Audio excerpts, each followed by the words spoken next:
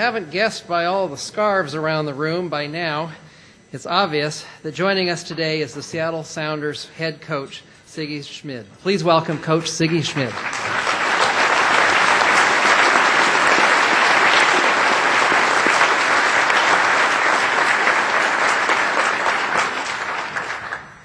Thank you. Hopefully I won't mess this up technologically speaking.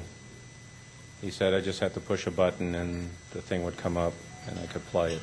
That's dangerous. We'll see if it works.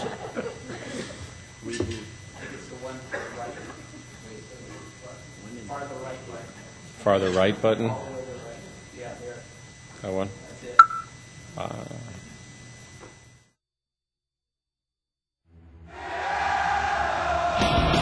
It's scintillating! It's sensational! It's Seattle Sounders FC soccer!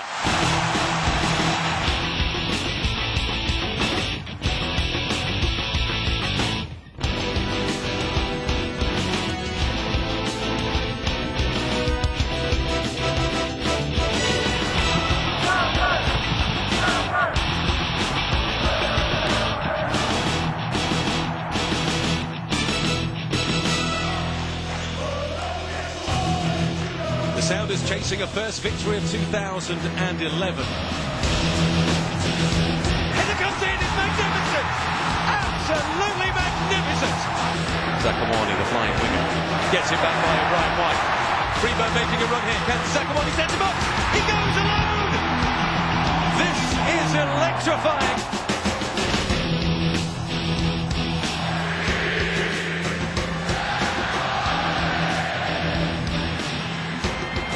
A decent cross far post.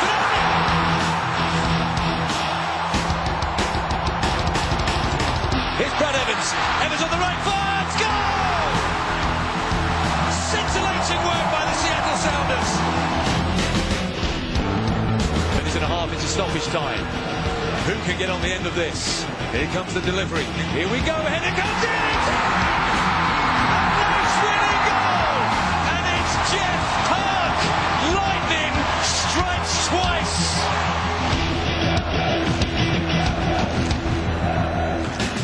Into the air is Freeburg.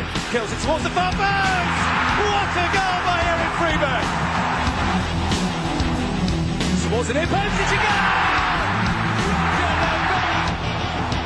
Rolls it back left footed. Sutton. Miscontrols. Under pressure from the back. It's going to be a goal. Roger Levesque with his second. A brace for Roger Levesque. The atmosphere inside is raucous and it's intense as we prepare for the meeting between these two great rivals. Opportunity here in the 57th minute. Here comes Montero. It's a good one. It's in. It's 1-1. Nagel chips it in towards Rosales. Goal!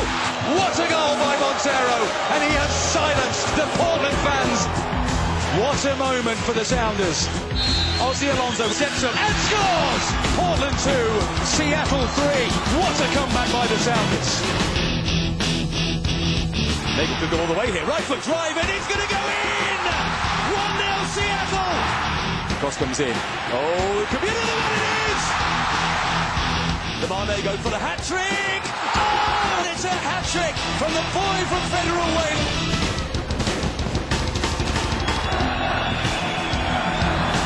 Evans against Campbell, right footed, oh that's wonderful, absolutely wonderful by Brad Evans.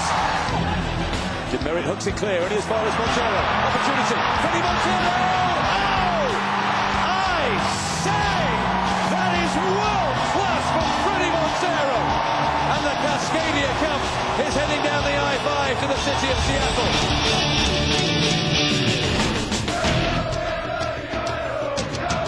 Freeburg takes it, swings it out right footed, the header comes in, must be a goal, it is! Freddie Montero! Here comes Alonso, into the penalty area, and CenturyLink Field goes utterly bonkers!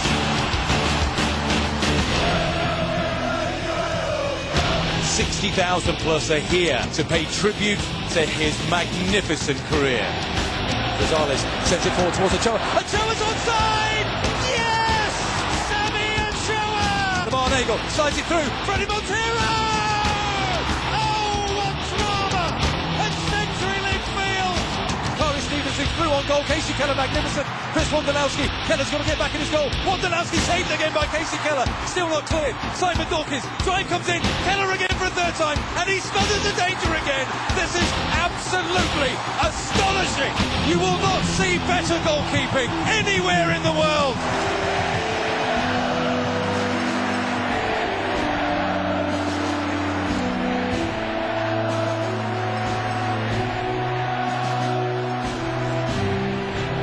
To be able to finish my career with the Sounders is the biggest honor I could have in my career.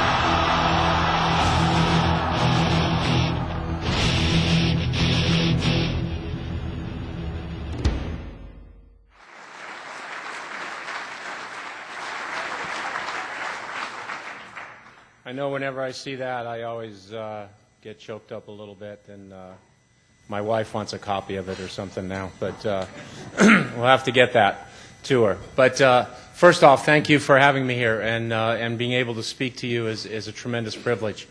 It's great seeing all the scarves out there, and even a jersey over here. So it's and scarves back there. So it's a lot of people, I think, that have been to the games and that know what we're all about. They've asked me to come here to talk a little bit about leadership, team building, and motivation. So I'll talk about that a little bit. I want to caution you that that applies for me in the soccer world and the business world, does not apply at home. Please do not use these principles in your house or in your home. And a quick comment to the Admiral here. My father was also in the war. He was on the other side. And he never can understand why on Armed Forces Day they don't allow him to march with all the other veterans. So he's still trying to work that out. So we'll see. As you know, my history a little bit, it's been more than soccer. I was a CPA. I don't think I could pass the CPA test right now, but I did that. I did that for a number of years. I was able to coach at UCLA for a long time. There was at one point I was actually considering going to another university, and this is a little more in the ancient days. And when I was going to the other university, I was making a visit, and it sounded like a great deal because UCLA, as University of Washington, is not always the easiest school to get into academically. And so as I was meeting with the academic person and so forth, and the AD, I said, so, you know, what's it going to be like? What's my recruiting budget going to be like? He says, Coach, you tell us where you need to go, we'll get you there. And I said, great. I said, how about sponsorship deals? You know, does it matter to you which sponsor to do the uniforms? Coach, you tell us who you want, we'll get them here. I said, great. I said, how about getting guys into school? Coach, you tell us who you want and need. We have a special admissions test here. Go, special admissions test? He goes, yeah, we've got it approved from the NC2A. We have a special test. You know, in fact, we have a guy coming in now to our football program who's going to be going through this test, and you can see what it's about. So I figured I got to watch this special admissions test. And so I'm sitting in the back of the room, and the coach comes in with his recruit and the academic advisors there, and he goes, well, this is the special test that we give you. It's just got 3 questions.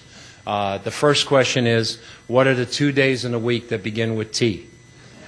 And the player, I think his name was Tony, was all excited, and they said, no, it's a take-home exam. Okay? So he goes, okay. The second question is, how many seconds in a year? This is the math part of the test. He goes, okay. And the third question is, this is the English part again, is how many D's in Rudolph the Red-Nosed Reindeer? I'm like going, okay. So I stayed overnight, went out with the AD, came back to watch the conclusion the next day, and they bring the recruit in, and he's completely disheveled. He's pulled an all-nighter on this one. He's been preparing, he's been studying, he's been doing all kinds of stuff, and So he goes, okay, the first question, Tony, what are the 2 days of the week that begin with T? He goes, I really thought about this one, and I realized it was a little bit of a trick question, but I got it, today and tomorrow. The coach sort of sat back in his chair, and the academic person goes, okay, let's see how we do on the math part. So Tony, how many seconds in a year? He goes, this one was really tricky, but it took me a little bit of time, but I got the answer, 12. Guy goes, 12? Yeah, the 2nd of January, the 2nd of February, 2nd of March. So I go, all right. The coach now is sitting about 10 feet behind the recruit. Says, okay, English is the most important subject. It's the most important thing that predicts your success in college. So last question, if you can get this one, how many D's in Rudolph the Red-Nosed Reindeer? He goes, God, this is what I spent the most time on, but I finally got it. 252. Guy goes, 252. He goes, yeah, dee-dee, dee-dee, dee-dee, dee.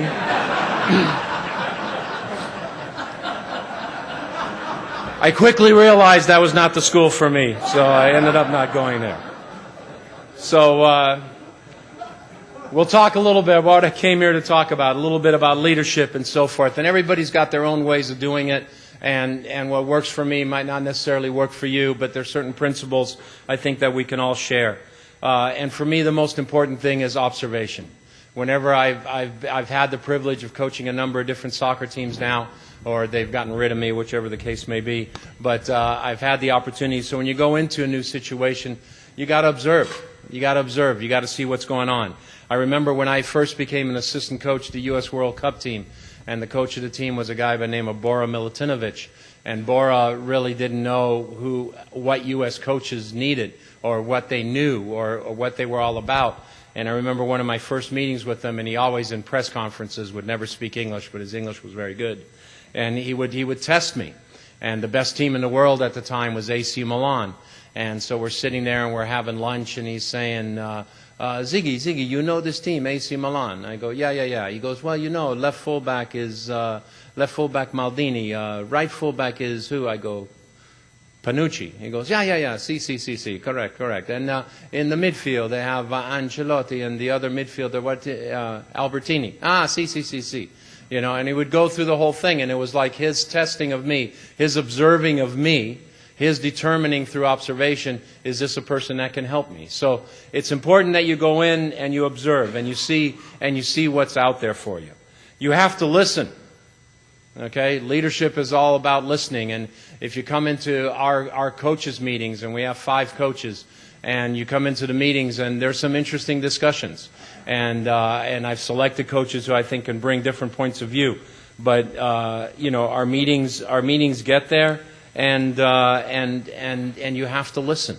When I was a very, very young coach, and it was the first good team that I really had, and it was an under-15 team. They went on to win the state cup and so forth. And I had a very good player who was a very good friend, who was my assistant coach. And so I've known him since at that time he was 13 years old.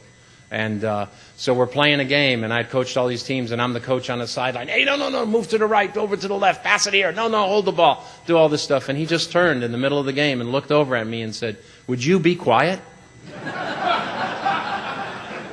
Now, I'm a young coach. I'm 22 at the time. He's 13. It's very easy to have the urge to run on the field and just deck him, at that point. But I listened to what he said.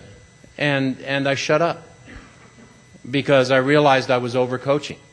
And so I listened to a guy who was 13 years old. And he became a good friend, like I said, and he became my assistant coach. And his club team this year won the developmental league title, and he's done very, very well. But listening is a very important part of leadership. Putting a good staff together, whatever company, whatever business you're in, putting a staff together, a staff that's competent. Not be afraid of hiring people who are intelligent and who have knowledge. I've seen a lot of coaches, and they hire assistants who they know that they're maybe far more knowledgeable than. And to me, I always want my assistants to be one step away from being a head coach. I want them to have that own self-drive and their own integrity so that they can push themselves. I also want them to be complementary to what I can do. Okay, so when I was a younger coach, for me, a good friend of mine who was actually coach at University of Washington, I hired him as an assistant, and he was a great tactician, and he was very good at organizing practices and so forth. But I was still young enough that I could play with the guys, and I could still do that part of it. As I got older as a coach, now I started to use assistant coaches who were younger than me, who could still go out there and play with the guys, because that was something I couldn't do anymore. So finding pieces that are complementary to what you can do. Leadership also for me at the end, as I say to my staff, I have veto power. Okay, the votes sometimes in our staff meetings can be 5-0 or 5-1, but my 1 outweighs their 5.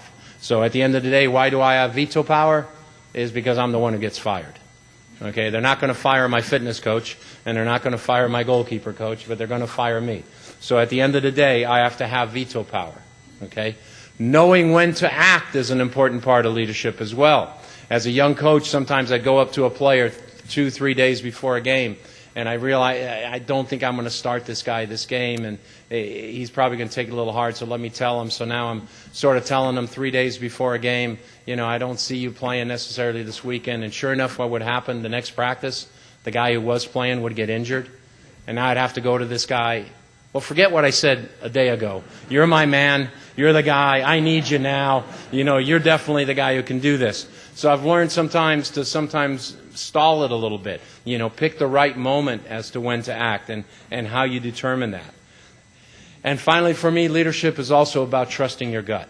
It was something that I learned from my mother, and it was like your initial reaction, your initial intuition is sometimes the correct one, because afterwards you rationalize it.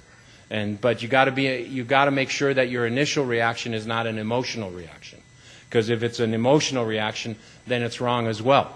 You know, I've learned from people I've worked with. There was a coach I worked with when I was an assistant at UCLA, and he was a very emotional-based coach. And so we had some guys who came in late and missed curfew.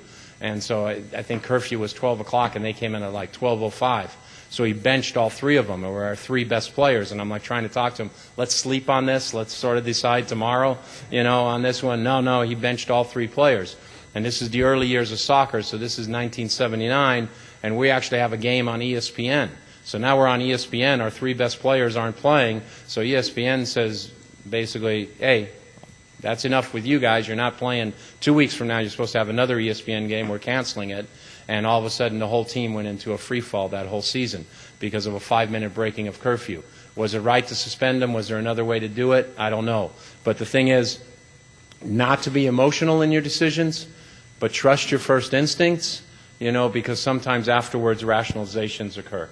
Okay? And the last thing I have is I don't have a lot of set rules, because I don't want to paint myself into a box. Okay? Every situation I think is different. And so sometimes if you have set rules, you know, you get yourself into trouble. And I had a player, Mark Clay, who played for me, and we had some issues. I kicked him off the team one year, brought him back onto the team the year after, and he was like late for a practice. And I'm like wound up and like, you know, I want to get into him. Why are you late? What did you do? And his first words to me, aren't you going to ask me if I'm okay? How do you know not something happened?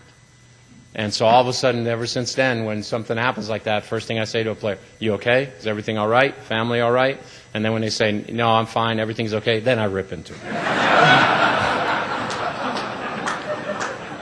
So, but you got to be flexible. We don't have a lot of team rules, and we sort of take care of it from that standpoint. Team building is all about the same thing as sort of leadership in terms of building a staff. Team building is identifying your key player. A good friend of mine was coaching UC Irvine. He had a player on his team by the name of Brad Evans, who plays for us now in Seattle. And so he calls me up and he goes, I don't know, we're just not doing well, I don't know what to do. I said, well, who's your best player? He goes, Brad Evans. I go, well, what's Brad's best position? Because sometimes you play him in midfield, sometimes you play him up front, sometimes you play him wide right. He goes, well, he's probably, his best position is our second forward. And I said, okay, so Brad's your second forward. So what forward would complement Brad? Because Brad's going to drop off. Well, if I had a fast guy up there, well, who's your fastest guy? Well, this guy, Anthony Hamilton. We'll put him up front. Okay, so Brad's going to drop and play make a little bit, so your midfielder, that guy has to be a worker. Would you agree? He goes, yeah. Okay, let's put a worker there. So all of a sudden, based upon who his key player was, he put complementary pieces around it, and all of a sudden they made the playoffs for the first time in school history. You know, so it's a matter of identifying that. It's the same thing is true with us and the Sounders. You know, people say, well, you know, guys who follow it are saying, well, maybe you need a playmaker in midfield. You need more of a playmaker. But we play with a very attacking wide players. So with very attacking wide players, and what does Freddie Montero like to do? He likes to drop off the forward line. If I put a playmaker in there, him and Freddie are going to be holding hands the whole game because they're going to be in each other's way. And then all of a sudden that other midfielder who's playing behind that guy is going to have a ton of space to cover because our outside midfielders are going. So if I put a playmaker in there, then I got to change my outside midfielders to complement my playmaker. So it's all based upon that whole thing of identifying your key player and then finding complementary pieces that go around it. And when I started recruiting and going out, because I was a defensive-orientated player, I would always find attacking players because those were the guys I wanted to play with because I know I defended, so I wanted to find guys who could attack. Todd Saldana, I mentioned to you earlier, told me to be quiet when he was 12. When he was my assistant, and he was a very, very talented attacking player, he would always come and he'd find all the guys who played defense on our team. So he would find all the defenders, I'd find all the attacking players, when you think it would be the other way around. But you always look for complementary pieces as you go forward. The other thing about team building is you want to teach concepts. You want to teach concepts, but the way you get there isn't always the same. So one of the concepts we have that I have as a coach is I want to have good wide play. Well, sometimes you get wide play from your wingers. Sometimes you get wide play from your outside backs. Sometimes you get wide play because it's the combination, those partnerships that form there. So the concept is we want good wide play. But depending on the talent of the individuals we have, that changes how we achieve that concept. It's the same for you in the business world. If you want to make sales, is somebody good on the phone? Are they good in person? What's their strength? So your concept is you want to make the sale or you want to present your product in a certain way, but now use the talent of the individual you have and let them do it in their way, whether that's personal one-on-one, whether that's in a group setting, whether that's over the phone. You allow them to use their own strengths. But conceptually, you're always trying to teach the same things. You're always trying to make sure that you get your concepts across to your team. Okay? The other important part about team building for me is you got to have an inner circle. You're always trying to sell things to your team. So you got to have 3 or 4 guys that you know are influential within the team that you sort of sell it to them first, and then they help sell it to the other people. Okay? So if they can sell it to the other people, that makes it an easier sale for you. All right? So having that inner circle, identifying them, getting them to buy in. We went through a situation last preseason where I had a very key player on our team saying, I don't know if we're going to make the playoffs, I don't know if our team's any good, et cetera, et cetera. So now we have to defuse this problem because he's talking to guys on the team.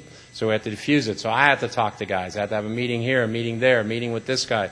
And eventually we resolved it. And obviously we had a pretty good season. So the player came back and said, yeah, I think I was wrong, coach. But those are things you got to do. You got to have that inner circle. Little details are really important. You got to take care of details. I don't want any surprises. I don't want to be surprised. Everything's got to go through my desk somehow, okay? And my coaching staff knows and my players know I don't want to be surprised. I can deal with everything, but I can't deal with surprises at the last second, and it makes it difficult for me. So those things are there. And being on the same page. You've got to be on the same page with your staff as you present something to the group you're working with, and you want your players, in my case, to be on the same page. And when I know they're on the same page is when I read their quotes in the press. When I see their quotes in the press and I see the things that I've said to them coming out in the press, now I know I've got them. Now I know I've got them going with me. So that's a very important thing. So all of that leads us into motivation. And so, motivating people, to me, is about setting goals. Okay, you've got to set goals. We set goals as a team. But the goals have to be attainable. If you set the goal way up here and it's a great goal, okay, if I would have came to Seattle my first year and say, our goal is to win the MLS Cup, that's probably great, but it's probably not very realistic in year one. Okay? It's something, we'd like to do, but our goal is to make the playoffs. Okay, so you got to have attainable goals, because if you set up for your people that you work with goals that aren't attainable, the goal becomes a non-factor to them. Okay, they don't pay attention to it. You also want to make sure that the goal is challenging. If the goal is too low and it's too easy, then it doesn't present any motivation to them either. Okay, so you got to make sure of that. And for me, you also want to make sure the goal is based in reality. I used to hate it when coaches, early on, they would say, okay, we're not as good. We're going to play Brazil today. So we're not as good as Brazil. So we're going to come out with this real defensive concept, and we're going to play really defensive and change everything and do this and do that. And lo and behold, we lose 1-0 or 2-0, and they say, man, was that a good result. We only lost 1 or 2-0. But it's not a measure of reality. I'd rather go out there, play our game, lose 5-0, and say, guys, they're 5 goals better than us, and now we know what the hill is. So let's start climbing the hill. The first team I ever coached was a junior varsity team, which never won a game. I took them over at midseason. Our goal was to cut the 8-0 loss in half. We lost to these guys last time 8-0. We only want to lose 4-0 this time. And eventually, the last game of the season, we tied the game, which was like a huge victory. So it had to be a realistic goal, an attainable goal, but a challenging goal as well. Don't get too high, don't get too low. Okay? You know, when my team wins, I can't go over the top. It always looks worse when I watch it on videotape. And when they lose, it always looks better on videotape. So, you know, you can't get too high, you can't get too low. You got to have themes for your team, but I think they got to be subtle themes. If you overkill the theme, then the players don't react to it. So we try and create themes as we go throughout the season, create little mini themes for patches of games, 5-6 games, but create themes like we want to do this, we want to be more aggressive defensively, aggressive defensively, aggressive defensively, stick it in their heads, you know, but have subtle themes that help them go. And the last thing with motivation is sometimes you got to change course. Because sometimes you realize maybe you're not going in the right direction and you got to change course. And for me now, that's a hard thing because you can only change course, I think, one time in a season of soccer. And so now you got to rely on your inner circle. You got to bring them in. You got to convince them. And in essence, you almost get them to say, yeah, coach, the right thing to do is we need to change. Okay? I had a player once, he played up front, and the other player came to me and said, coach, get him out of there. He's a defender. He needs to go in the back. But I knew if I went to the player and said, you got to play in the back, he would say, no way, coach, I'm a forward. So I went to him and I said, how do you think we're doing? Yeah, coach, we're doing okay. He goes, but nobody's getting the ball to me. I said, yeah, when you played in the back, you were the guy who always brought the ball forward. So we're sort of missing that element. Wonder if I can find that guy, and he goes, yeah, that would really help us. And I go, yeah, you're the guy who did that all the time. And I go, so now we got to find that guy because you're up front. He goes, well, coach, maybe I can go in the back and do that. I said, no, I don't want you to do that.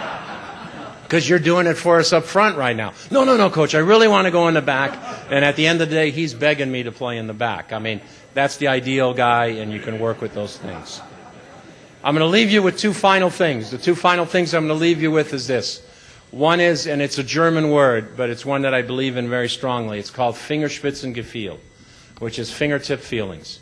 And when you're leading an organization or a team or a group, you got to have those fingertip feelings. You got to be able to sense things that are going on and react to things before they happen and anticipate things. That's very important. And you also got to realize that every situation is different, and you got to avoid routine. I know what I did last year, the 5th day of practice, but I try not to look back on that because I want to approach this day with a fresh approach. And a former player of mine works for Mark Cuban now and had a great year selling tickets and the American Airlines Center and sponsorships.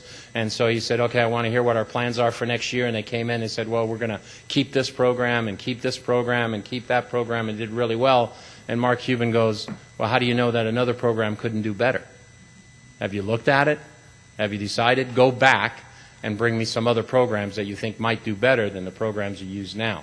So you've constantly got to avoid routine. You constantly have to apply fresh thought to what you're doing. Don't become stale in your approach, because if you become stale, it hurts you. I don't know if I left enough time for question and answers. 2 questions.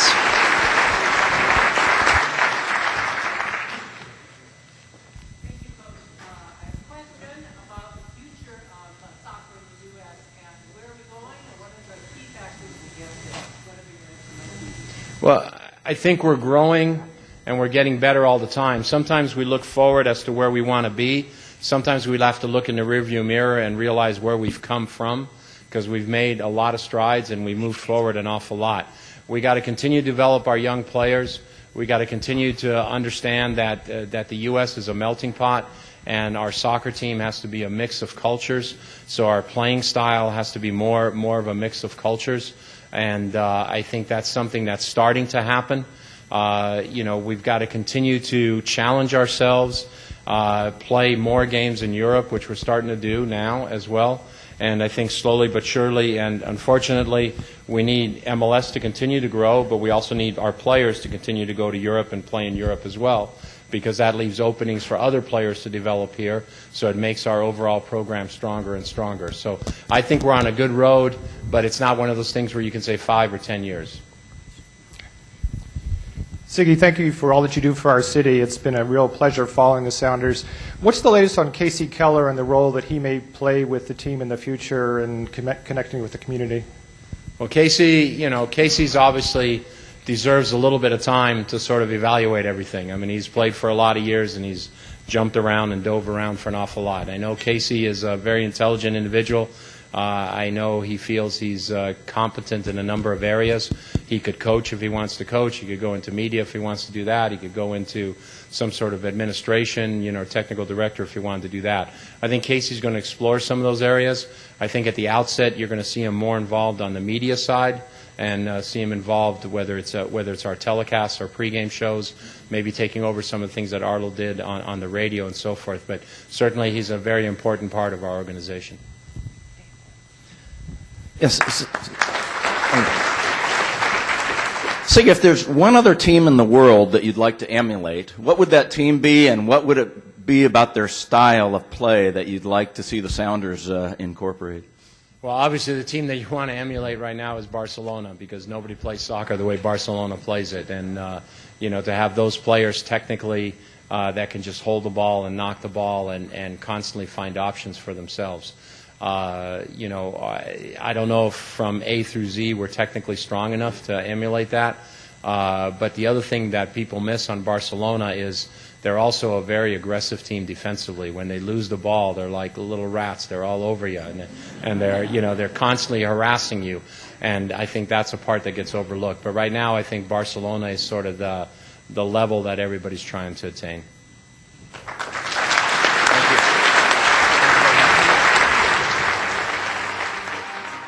Seattle Rotary Online is made possible in part by a grant from First Choice Health, working with the Washington Health Information Collaborative to use technology to bring better health care to patients throughout the Pacific Northwest. First Choice Health.